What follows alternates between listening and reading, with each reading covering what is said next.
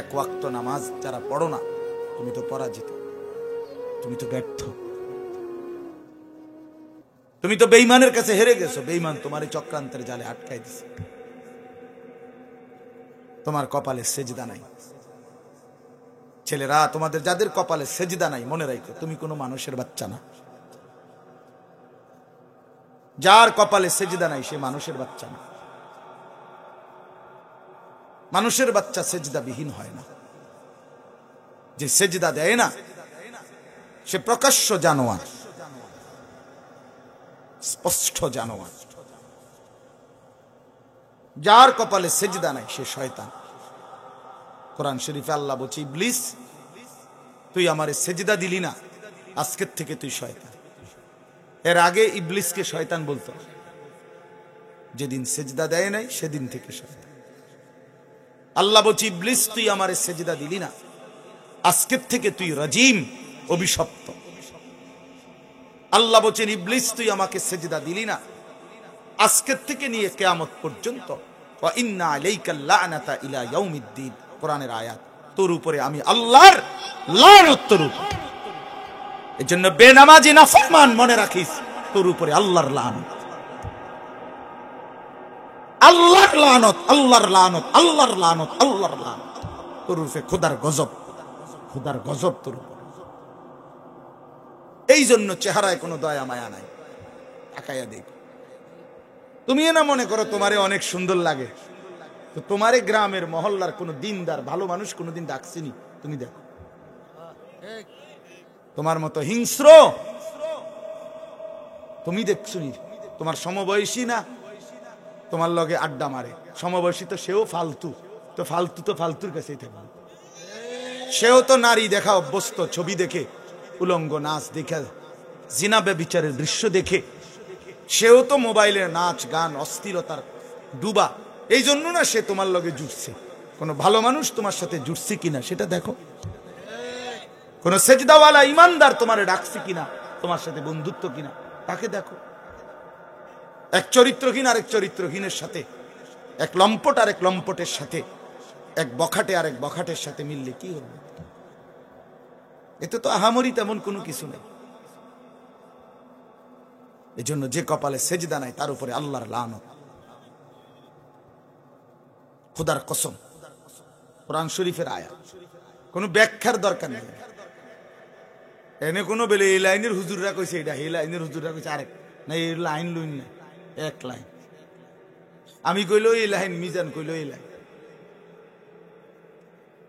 হ্যাঁ, ওই বলছে না আপনাদের কাছে, বেচারা আমার কাছে পড়ছে, হ্যাঁ অল্প কিছু, মাশাআল্লাহ অনেক মহব্বত করতো তখন আমাদের, আমরাও মহব্বত করতাম।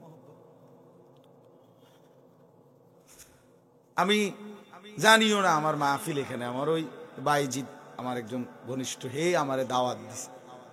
ওই কাছে আইসা দেখি হাট বলিবাড়ি নাম, আমি দিছি হেরে দমক। আর বেটা বেওকুফ, আমি তো এটা চিনি, এটা আমি কত আইসি এই গ্রামে, এটা আমি ভালো করেই চিনি। তো আশ্চর্য কোনো জায়গা নাই, তো আমার পুরাতন এলাকা।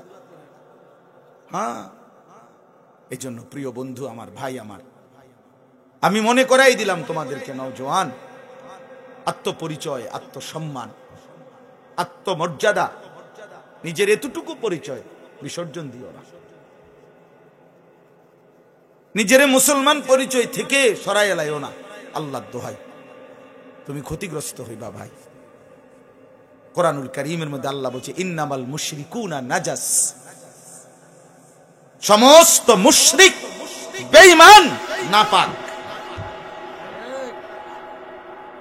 নাজাস। তাহলে ওই বেঈমানের মতো সাজলা কেন? সেজদাবিহীন তুমি তো নাপাক গো ছবি। খোদার কসম একদিন তোমারে চোখের পানি ফেলাবে, হয় দুনিয়াতে অথবা কবরে। দুনিয়াতে অসংখ্য যুবক ক্ষতিগ্রস্ত। আমার পকেটে সব সময় ছেলেদের চিঠি থাকে, কাগজ অনেক। আমি তো সারা দেশে ছেলেরা আমারে, নওজোয়ানরা চিঠি দেয়, কাগজ দেয়, লিখা, মোবাইলে বলে, মেসেজ দেয়, শুনি, দেখি, কথা বলি। কি পরিমাণ এই উলঙ্গ ছবি, নারী, জেনা, ব্যভিচার দেখতে দেখতে নিজের হাত, শরীর, যৌবন সব নষ্ট করে এখন অসহায়ের মতো দুকে দুকে কাঁদে, দোয়া চায়। তোমার কাছে তো আর বলবে না।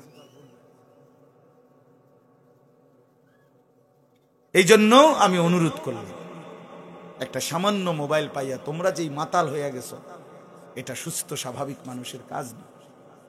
বড় মোবাইলের কোনো বিশেষ প্রয়োজন থাকতেই পারে, এটার দ্বারা অফিসিয়াল পৃথিবীর এই অনলাইনের যুগে অনেক কাজ, হ্যাঁ ঠিক আছে, সেটা তো স্বাভাবিক।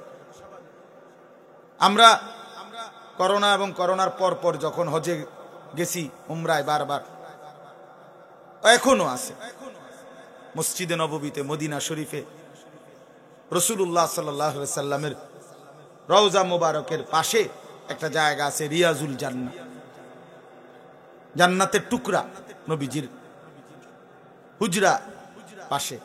তো ওই জায়গাটাতে ঢুকতে হইলে করোনার পর থেকে আইন করছে, অনলাইনে অ্যাপসের মাধ্যমে আবেদন করলে এরপরে ওরা অনুমতি দিলে ওইটা মোবাইল দিয়ে দেখাইতে হয় যে আমার এটা অনুমতি পাইছি আমি, তো এরপরে ঢুকতে দেয় সিরিয়ালে। তো তখন আমি বড় মোবাইল লাগবে আমার, আমি অ্যাপস খুলবো কেমনে, আরে অনলাইনে আবেদন করবো কেন? তাইলে প্রয়োজন তো ঠিক আছে, অফিসিয়ালি সরকারি চাকরিজীবী, ব্যবসা, শিক্ষার অনেক কাজ থাকতেই পারে। সারা দিন সারা রাত পাগলের মতো, মাতালের মতো, তার সিরার মতো বেডা বেডি, জোয়ান বুড়া, কুত্তা বিলাই, শুকর, মানুষ, হাঁস মুরগা, সাপ বিচ্ছু সবকিছুর ছবি তোলা, নিজের চুল, নিজের চেহারা, নিজের প্যান্ট, নিজের জামা, এগুলারে বারবার ছবি তোলা, এই অসভ্যতার শেষ কথা। এই মাতলামির সমাপ্তি কোথায়? আমার প্রশ্ন হলো, ভাই এটা বলো, এটা শেষ পৌঁছবে কোথায়? তোমারে কোথায় নিয়ে যাবে শেষ পর্যন্ত? ইনসাফের সাথে ভাবো, আল্লাহকে সাক্ষী রাইকা ভাবো, ছেলেরা কোন দিকে যাচ্ছ, তোমরা কেমনে যাচ্ছ? 365 দিনে, এক বছরে কোনদিন ফজরের নামাজ পড়লা না? মুসলমানের বাচ্চা এত বড় জানোয়ার কেমনে হইলা?